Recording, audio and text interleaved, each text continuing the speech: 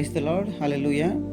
మన ప్రభువును రక్షకుడైన యేసుక్రీస్తు శక్తి కలిగిన నామములో మీ అందరికీ ఈ ఉదయకాల శుభాకాంక్షలు. ఈరోజు దేవుని వాక్యము, మిమ్మును దాసులని పిలవక స్నేహితులని పిలుచుచున్నాను.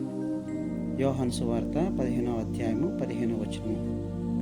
కొంతకాలం క్రిందట జర్మనీకి చెందిన ఒక ప్రొఫెసర్ గారు ఉండేవారు. ఆయన జీవితం ఆయన విద్యార్థులకి చాలా ఆశ్చర్యం కలిగించేది. కొందరు ఆ జీవిత రహస్యం ఏమిటో తెలుసుకోవాలని నిశ్చయించుకున్నారు. అందుకని వాళ్ళలో ఒకడు ప్రొఫెసర్ గారు ఉండే ఇంటిలో సాధారణంగా తన సాయంకాల వేళల్లో గడిపే గదిలో ఒక చోట కనిపించకుండా దాక్కుని ఉన్నాడు. ఆ రోజు రాత్రి ఆ ప్రొఫెసర్ గారు కాస్తంత ఆలస్యంగా ఇల్లు చేరుకొని చాలా అలసిపోయినట్టుగా కనపడ్డాడు. కానీ ఆ ప్రొఫెసర్ గారు ఒక చోట కూర్చొని ఒక గంట సేపు బైబిల్ చదువుకుంటూ గడిపాడు. తరువాత తన తలను వంచి కొంతసేపు రహస్య ప్రార్థన చేసుకున్నాడు. బైబిల్ మూసివేసి ఎవరితోనో మాట్లాడుతున్నట్టుగా ఇలా అన్నాడు: ప్రభువైన యేసు, ఇప్పుడు మళ్ళీ మన ఇద్దరి మధ్య అంతా చక్కబడిపోయింది. ఇంకేం గొడవలు లేవు కదా, మన మధ్య ఉన్న ఈ స్నేహబంధానికి ఏ పాపము అడ్డు రావడం లేదు కదా అని ఆ ప్రొఫెసర్ గారు దేవునితో, యేసయ్యతో మాట్లాడుతూ ఉన్నాడు.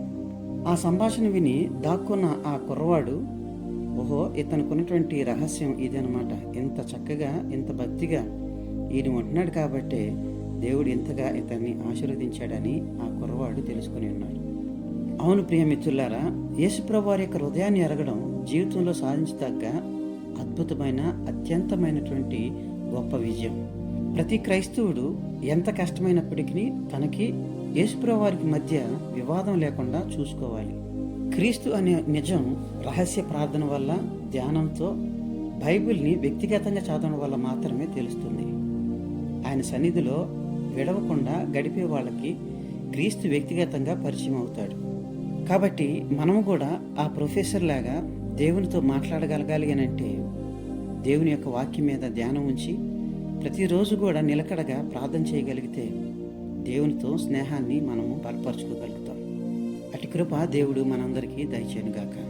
ఆమేన్. దయచేసి మనందరము తల్ల వంచి కళ్ళు మూసుకుందాం. ప్రార్థన.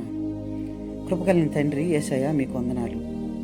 రాత్రంతా మమ్మల్ని కాపాడి మరొక నూతన దినాన్ని మా జీవితంలోనికి ప్రవేశింపచేసినందుకై మీ స్తుతులు, మీ స్తోత్రాలు చెల్లిస్తూ ఉన్నాం. మిమ్మల్ని దాసులని పిలువక స్నేహితులని పిలుచున్నానని యేసయ్య మీరే మాకు తెలియపరిచారు. తండ్రి, ఎంతో చక్కనైన స్నేహ బంధాన్ని మేము కలిగి మీతో జీవించగలగడానికి అయా సన్నిహిత స్థితిని ప్రభ మాకు దయచేయమని మేము వేడుకుంటున్నాం. తండ్రి, ఈ దినమంతా కూడా మీ రెక్కల చాటున మమ్మల్ని భద్రపరిచి ఖాయమని మిమ్మల్ని వేడుకుంటున్నాం. ఏ విధమైన ప్రమాదాలకు, ఏ విధమైన శోధనలకు, ఏ విధమైన అనారోగ్యాలకు మేము లోను కాకోకుండా, ఏ ఉపద్రవాల్లో మేము చిక్కుకోకుండా తండ్రి మమ్మల్ని మీ బలిష్టమైన రెక్కల చాటున కాపాడమని మిమ్మల్ని వేడుకుంటున్నాం.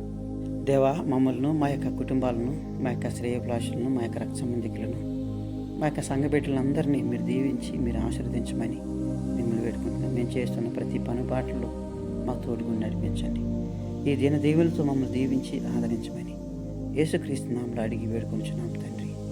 ఆమేన్. ప్రభు మనందరినీ బాగా దీవించునుగాక. May God bless you all.